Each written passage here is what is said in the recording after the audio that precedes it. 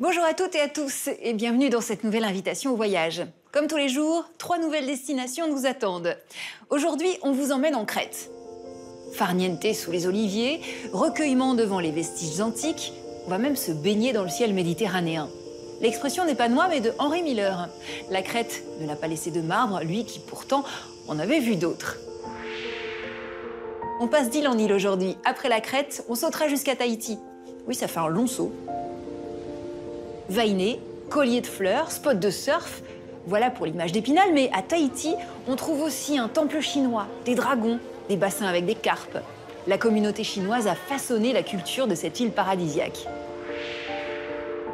Pour notre 3e voyage, nous resterons au bord de l'eau, sur les berges de la Chicago River. Le fleuve structure la ville avec ses canaux et ses nombreux ponts. Mais ces eaux cachent une histoire méconnue, Al Capone avant l'heure. Je vous raconterai ça en fin d'émission. Merci de passer ce moment avec nous. Invitation voyage, c'est parti. Première étape, la Crète. Nous partons sur les traces d'Henry Miller. Aux États-Unis, il a été censuré pour outrage aux bonnes mœurs. En Crète, il va éprouver des émotions qu'il ne soupçonnait pas du tout. En Grèce, Henry Miller passe du jouisseur à l'ascète.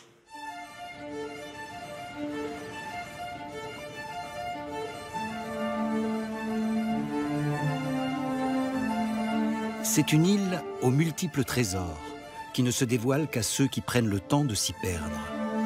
Posée au beau milieu de la Méditerranée, la Crète n'est pas que la plus grande des îles grecques. Avec ses criques et ses champs d'oliviers à perte de vue, elle est aussi le siège d'une des civilisations les plus anciennes et encore largement méconnues, les Minoens, dont les palais en ruine rappellent les grands mythes grecs, comme celui du Minotaure et du fil d'Ariane. C'est dans ce berceau de la civilisation européenne qu'à l'aube de la Seconde Guerre mondiale, le grand écrivain américain Henry Miller va vivre un choc de sensualité et une révélation intérieure. Figure maudite de la littérature, connu pour ses romans subversifs comme Le Tropique du Cancer, Miller est censuré dans son propre pays. Lorsqu'il découvre la Grèce, il a déjà 48 ans et a tout vécu, la gloire comme les bas-fonds. De son propre aveu, il vit en Grèce les plus beaux jours de sa vie, dont il tire un récit autobiographique et incandescent, le Colosse de Maroussi.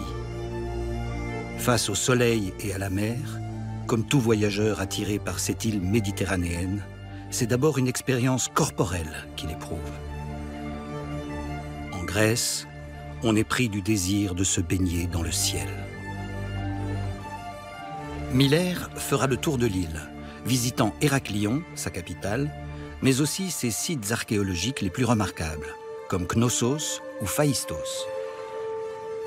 Pour ce qu'il appelle ses premières vraies vacances, il va à la rencontre des gens, notamment dans les villages, et découvre une autre façon de vivre. Aux confins de la plaine de la Messara, le village de Camilleri fait face à la mer de Libye. Ici, les anciens ont l'habitude de se retrouver au café et d'évoquer la vie d'avant, comme l'époque où Henry Miller traversait la région. L'écrivain, qui exècre le matérialisme américain, porte au nu ce mode de vie dépouillé. Dans mon enfance, on n'avait pas d'eau. Pour en avoir, on devait descendre en bas du village avec des brocs qu'on chargeait sur les ânes. Une fois les ânes équipés, on pouvait ramener l'eau. Curieux des autres, Henry Miller est conquis en Grèce par la simplicité et la générosité des habitants.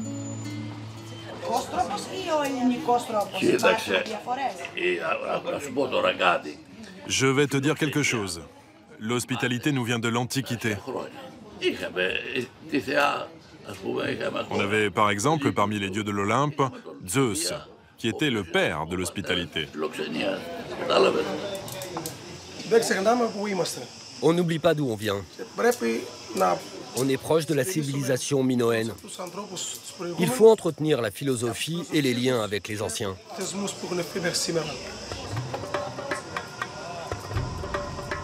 En Crète, Miller va aussi éprouver le vertige des siècles. Sur le plus célèbre des sites archéologiques de l'île, le palais de Knossos, il expérimente une émotion violente qu'il nomme l'ampleur du temps oublié. Le site de Knossos connut son apogée 10 siècles avant l'âge d'or d'Athènes. En cette fin d'année 1939, l'écrivain arpente les allées de ce qui fut non seulement un palais, mais aussi une véritable cité très organisée, dans laquelle vivaient près de 15 000 habitants. J'appelle ces fresques les traces multimédia de la civilisation minoïenne, parce qu'elles vous donnent beaucoup à voir. Elles vous donnent une idée de ce qu'était le palais. Et pour vous situer chronologiquement, nous sommes quasiment à la même époque que le site de Stonehenge ou de Toutankhamon.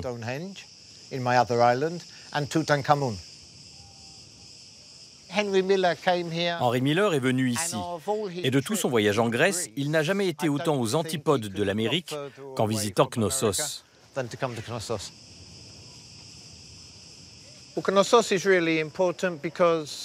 Knossos est un site très important car c'est celui de la première civilisation d'Europe, la première civilisation de l'écrit du continent.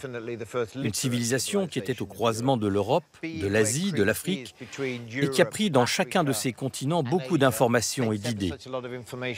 La Crète était un carrefour.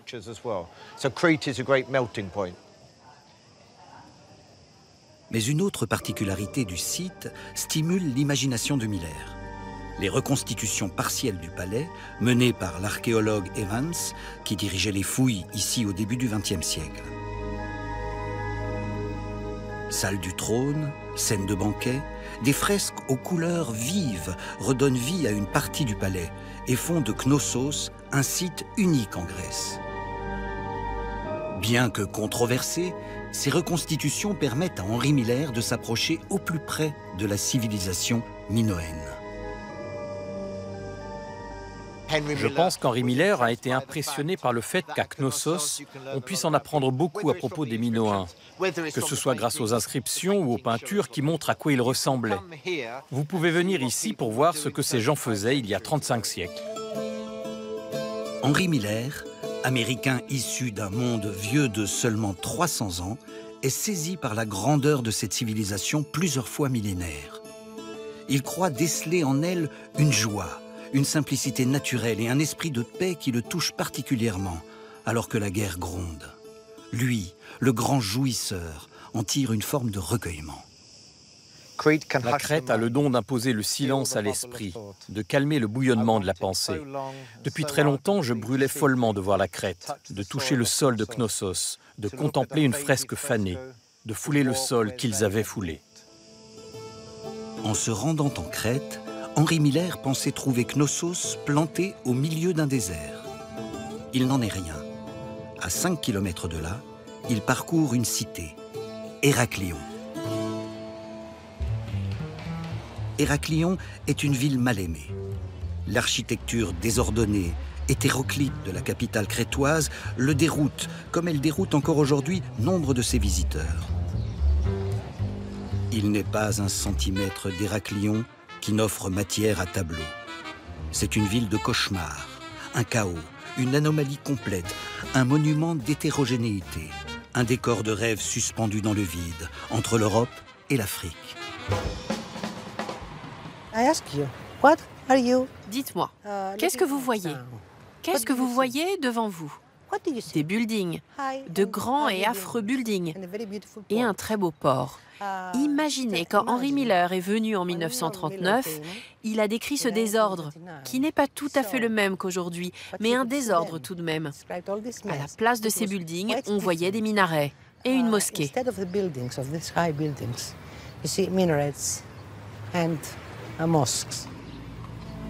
L'histoire tumultueuse d'Héraclion explique ce phénomène. Maintes fois occupée, détruite, transformée, elle a été façonnée par de nombreuses conquêtes, comme celle des Vénitiens ou encore des Ottomans. La ville que découvre Henry Miller en 1939 est encore profondément marquée par les Turcs, qui n'ont quitté l'île qu'une quarantaine d'années plus tôt, après plus de 2 siècles de présence. Il n'y a rien qui vous rappelle une ville européenne, rien qui rappelle une ville ottomane, ni même une ville vénitienne. Mais vous pouvez voir les trois à la fois.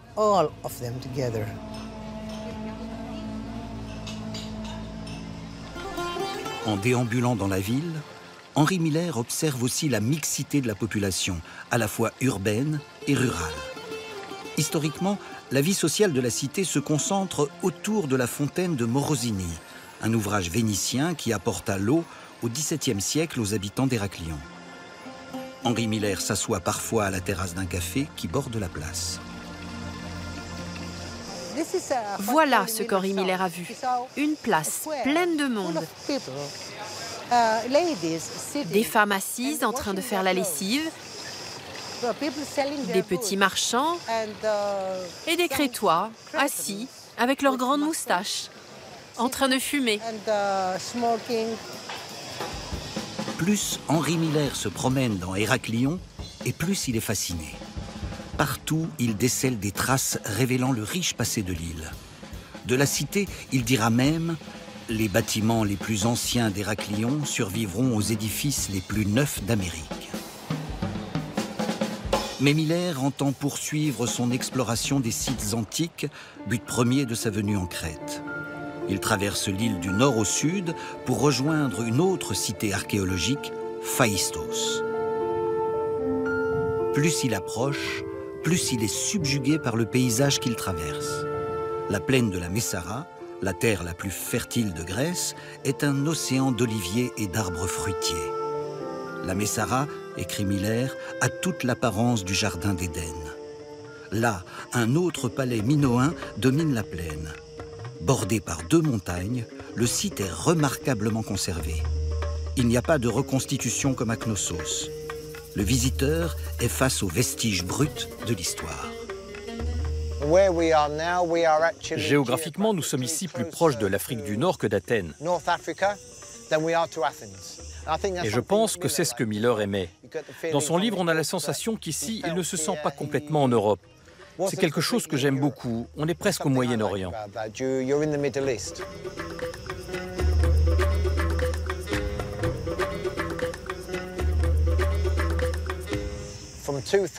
De 2000 à 1700 ans avant notre ère, je pense que Phaistos était probablement plus important que Knossos.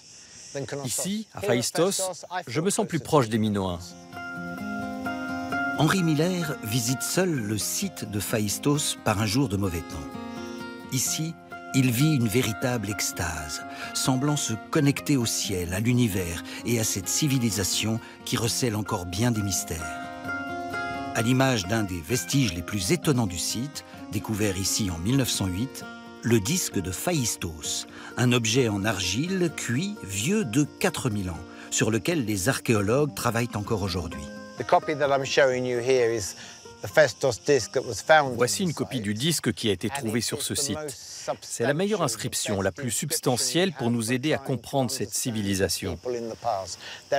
Il se compose de 61 mots, 244 signes, et on commence à pouvoir le lire.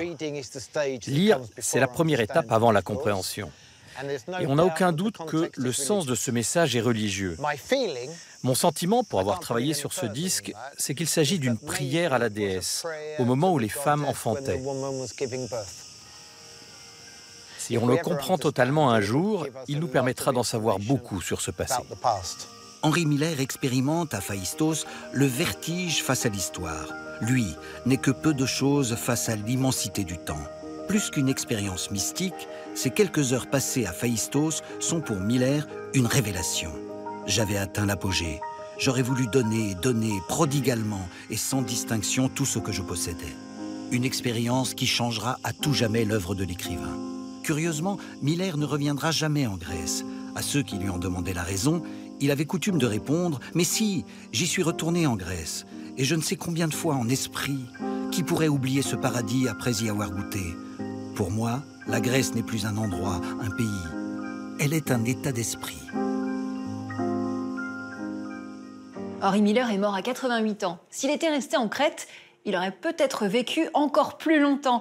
L'île est l'un des endroits au monde qui concentre le plus de centenaires. C'est l'encadré de Thomas Chauvineau. En Crète, les oliviers sont nombreux. 35 millions pour 620 000 habitants. Et ils sont vieux aussi, très vieux. L'olivier de Vouves, avec son tronc de 10 mètres de diamètre, aurait 3000 ans. Mais le plus vieux, c'est sûrement lui, l'olivier de Cavoussi, 3250 ans au compteur et un tour de tronc de 14 mètres. Ils ne craignent ni le feu ni les maladies, un peu comme les habitants du pays.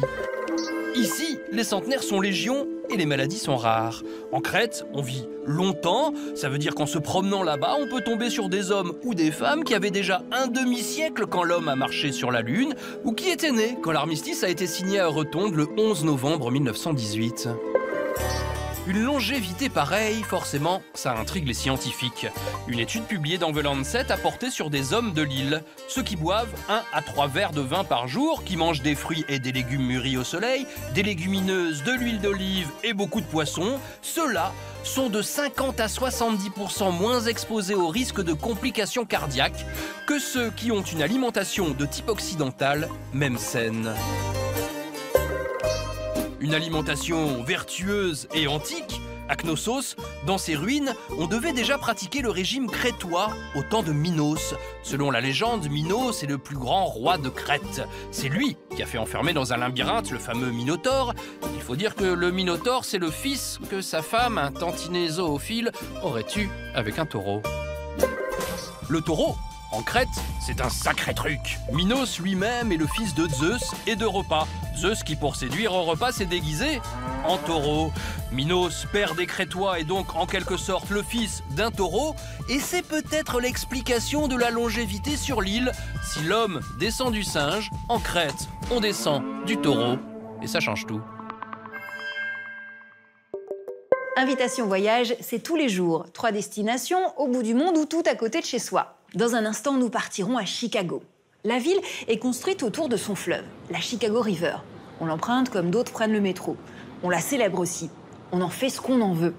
À la Saint-Patrick, les eaux sont teintées de vert. Il y a 150 ans, elle a même changé de sens. Elle coulait du sud vers le nord, elle coule maintenant du nord vers le sud. Mais les eaux de Chicago cachent un autre genre de débit. Je vous raconterai ça en fin d'émission. Avant cela, je vous emmène à Tahiti. 22 heures de vol, la plus grande île de la Polynésie française. Quand on s'y promène, on peut parfois avoir l'impression d'être en Chine. Sans l'Empire du Milieu, Tahiti n'aurait pas le visage qu'elle a aujourd'hui. C'est notre deuxième invitation au voyage.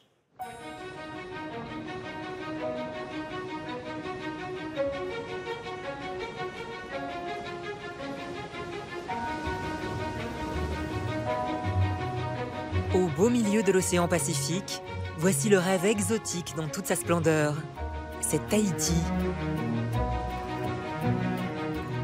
Tahiti, c'est la plus grande des îles de Polynésie française. Et c'est aussi la plus peuplée. Ici, près de 200 000 âmes vivent dans un incroyable melting pot. Et derrière cette mixité, une histoire. Celle de l'arrivée d'1 millier de travailleurs chinois à la fin du 19e siècle, qui vont à jamais changer le visage de l'île et le destin de ses habitants. On vit en harmonie avec les Polynésiens, on se sent chez nous.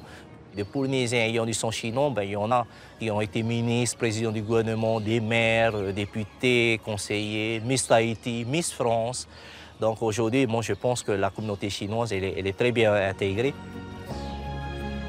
Depuis Papeete, la capitale, en passant par la plage de Mataiea et les terres de Atimoano, notre voyage nous mènera à la découverte de cet héritage chinois de Tahiti.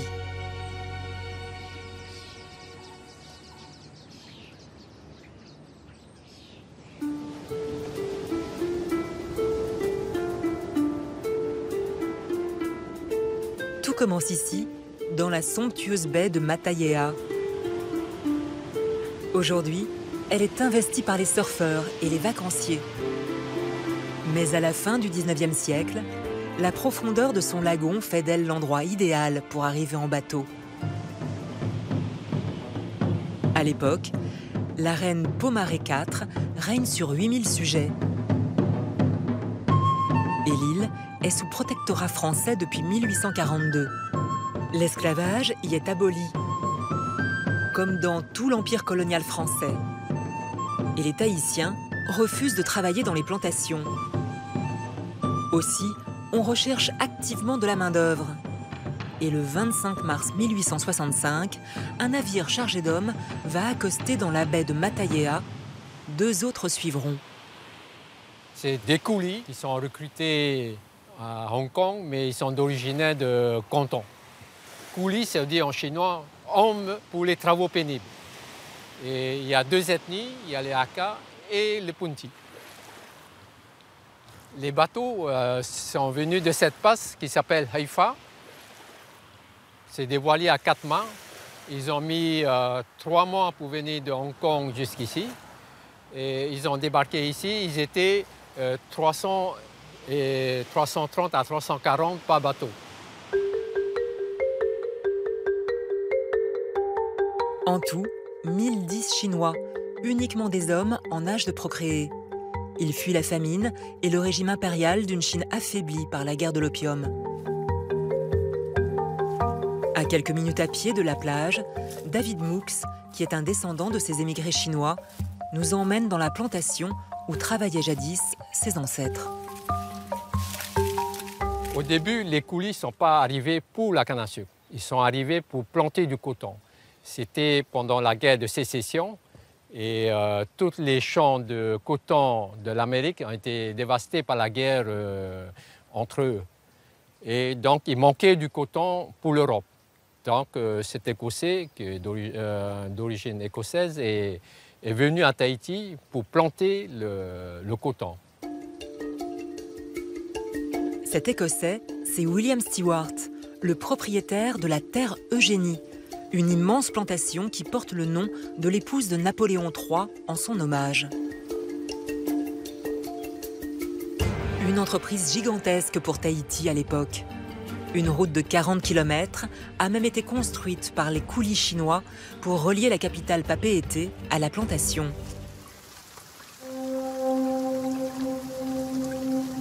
Sur cette ancienne plantation, aujourd'hui en ruine, les conditions de travail sont très dures.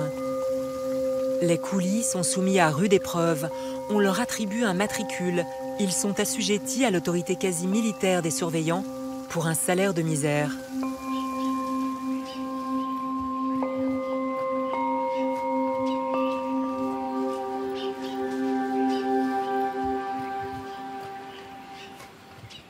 Du temps du coton, je pense que les coulis travaillaient presque 10 à 12 heures par jour. Et ils les payaient comme un normal, quoi. Pas d'heures supplémentaires. Il y a beaucoup qui mouraient soit qui sont dépaysés, qui ont le cafard de leur pays, ils ont le stress, quoi.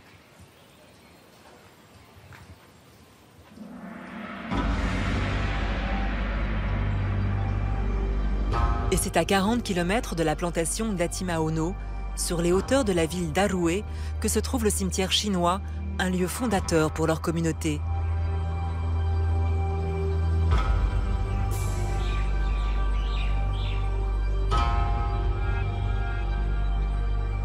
Des tombes abritées du soleil par de petits auvents, couvertes avec des idéogrammes sur les stèles. Ici résonne le souvenir des premières révoltes des travailleurs chinois, comme celle du 6 avril 1869, un jour qui restera dans les mémoires et qui aura des conséquences irréversibles.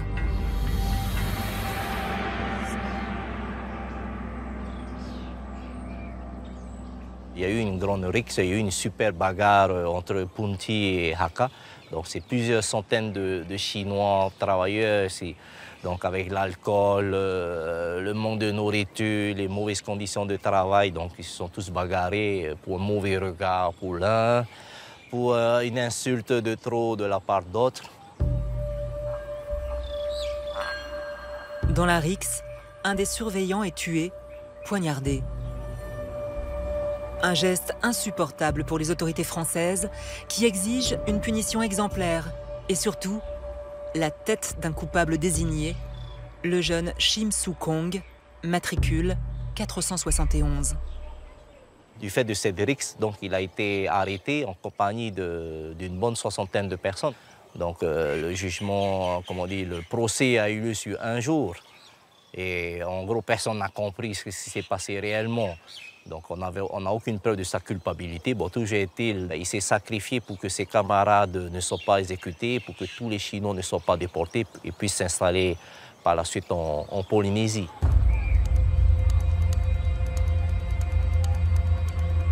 Une exécution capitale est organisée. Elle va marquer à jamais l'esprit des coulis qui assistent à la scène. Pourtant, ce martyre de Shim Su Kong est un événement fondateur pour les Chinois de Papeete et le début d'une reconnaissance dans la société tahitienne. Les Chinois ils étaient un peu plus solidaires. Tellement ils se sont montrés solidaires, ils ont demandé à la reine Pomare s'ils pouvaient avoir droit à un cimetière. C'est comme ça que ce cimetière a été offert par... Une partie de ce cimetière a été offert par le prince Inouye, le neveu de la reine Pomare IV.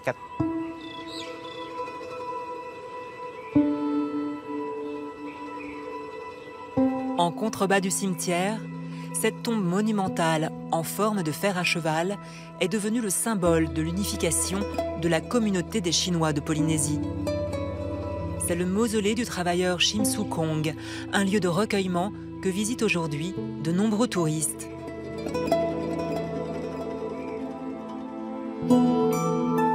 Nous poursuivons notre promenade pour nous rendre à 5 km du cimetière, en plein centre de Papeete, dans le quartier de Mamao. Après l'exécution, la communauté chinoise s'organise. Les coulis se cotisent pour acquérir un terrain et y construire en 1876 un temple pour pouvoir y pratiquer leur religion en paix. C'est le temple Kanti. À l'entrée, une sculpture du maître des lieux, le dieu Kanti, considéré comme la plus populaire des divinités taoïstes. Un héros de guerre, protecteur des opprimés. De chaque côté, 2 lions en marbre blanc, les gardiens du temple.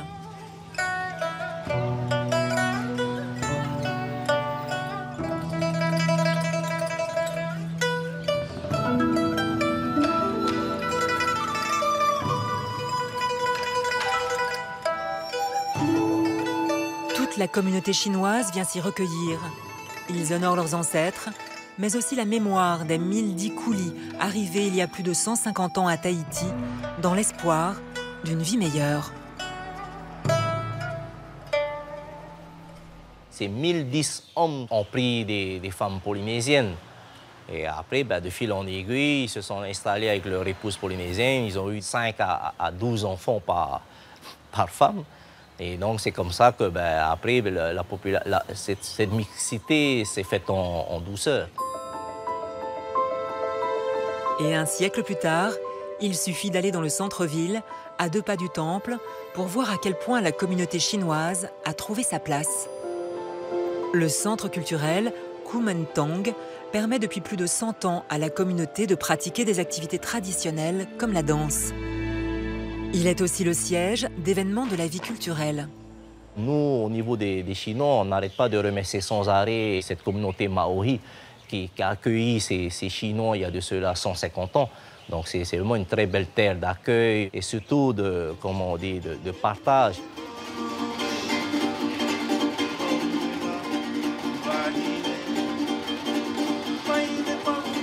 Aujourd'hui, il est presque impossible de distinguer qui est d'origine chinoise ou qui ne l'est pas à Papeete, tant les Chinois se sont fondus dans la masse de la société tahitienne.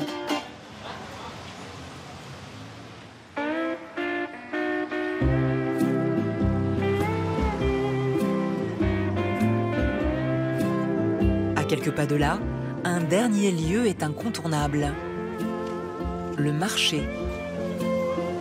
Ici, on peut trouver tous les produits typiques de l'alimentation tahitienne. C'est le rendez-vous dominical de tous les habitants de Papeete. Larry Chong est issu de la 4e génération de Chinois de Tahiti. Comme chaque dimanche matin, il fait son marché. Dans les légumes, on va trouver l'utilisation du gingembre, des navets qui sont d'origine chinoise ou asiatique pour le moins, et qu'on va retrouver dans les plats polynésiens. Comme les plats à base de porc, de viande, de poisson, et voilà, des ingrédients qui sont vraiment intégrés complètement à la gastronomie locale. Bonjour, je peux avoir pour 2500 francs plutôt kim tsonyuk et un petit peu de chassa, s'il vous plaît. Le pois rôti, je trouve que c'est l'exemple typique du mélange de la culture polynésienne et chinoise, dans le sens où tous les Polynésiens viennent le dimanche matin s'approvisionner en pois rôti, mais qui est vraiment d'origine chinoise. C'est une variante du porc laqué qui est cuite vraiment à feu doux. Ça fait partie du brunch polynésien. Il accompagne le poisson frit, les fruits que l'on mange le matin. Ça fait vraiment partie des incontournables du petit déjeuner du dimanche.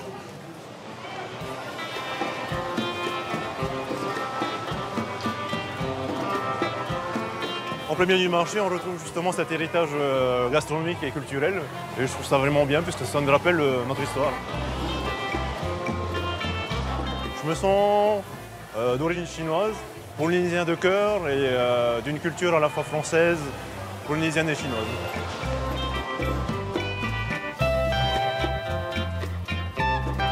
En 2 siècles, l'identité chinoise aurait pu disparaître. Elle s'est au contraire maintenue en se fondant harmonieusement dans la culture tahitienne.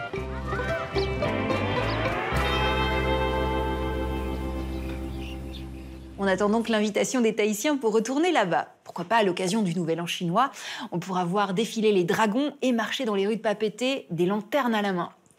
Nous partons maintenant aux États-Unis, voguer sur la Chicago River. Si vous prêtez bien l'oreille, ces rives vous raconteront une histoire qui mousse. C'est l'incontournable.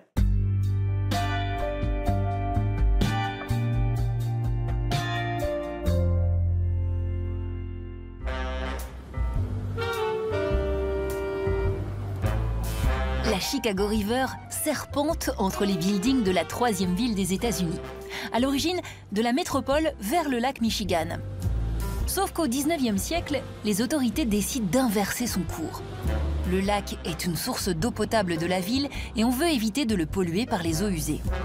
La Chicago River coule désormais en direction du Mississippi. Prenez garde à vos têtes, 45 ponts levants ou amovibles enjambent la rivière. C'est la plus belle voie pour découvrir l'architecture de la ville. Bateaux-taxis, yachts, kayaks, sur la Chicago River voguent toutes sortes d'embarcations.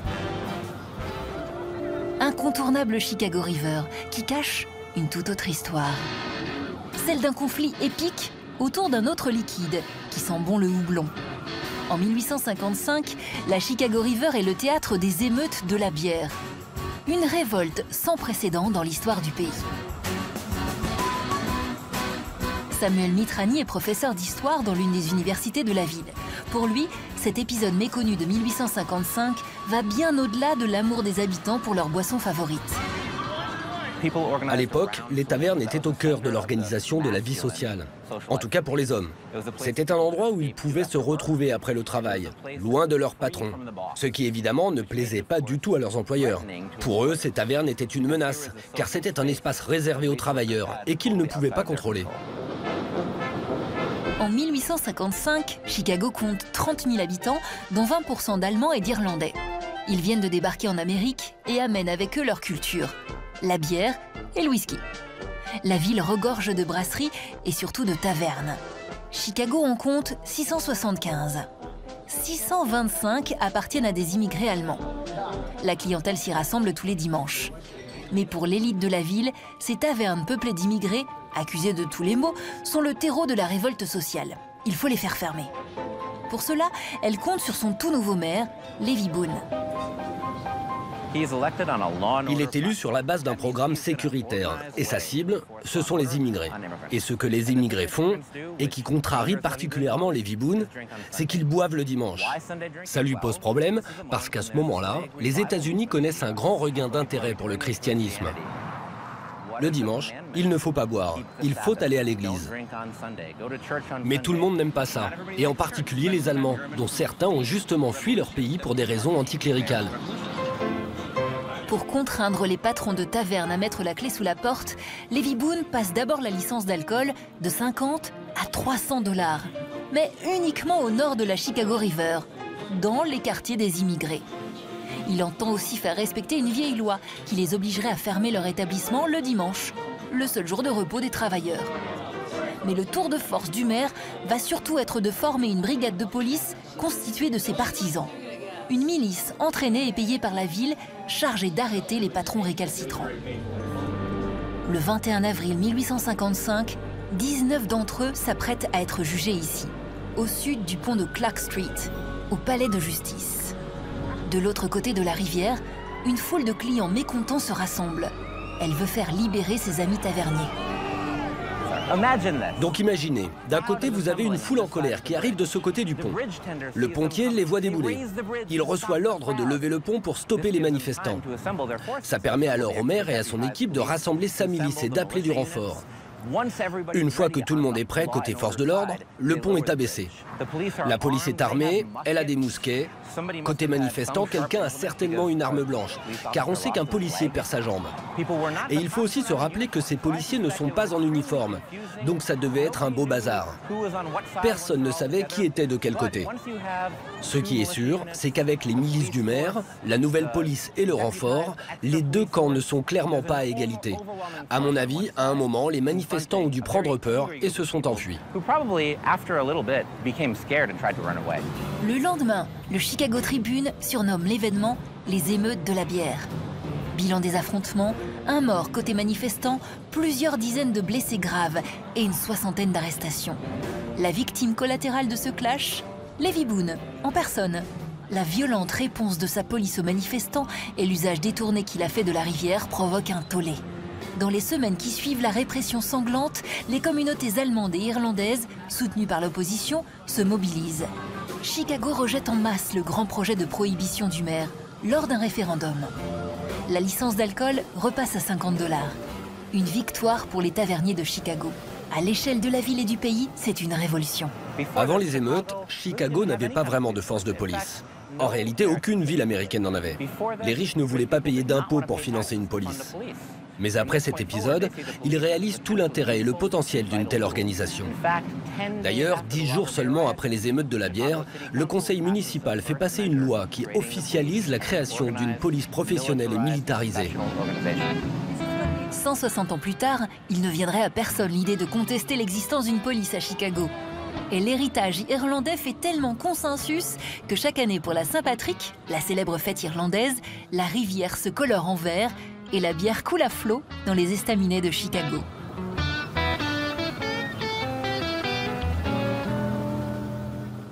Et voilà, comme la Chicago River, Invitation Voyage suit son cours. Rendez-vous demain avec 3 nouvelles destinations, et pas des moindres, croyez-moi. D'ici là, on se retrouve sur les réseaux sociaux. Vous êtes de plus en plus nombreux à nous envoyer des messages et des commentaires sur le Facebook et l'Instagram de l'émission. Continuez, on adore ça. À bientôt, bis palt.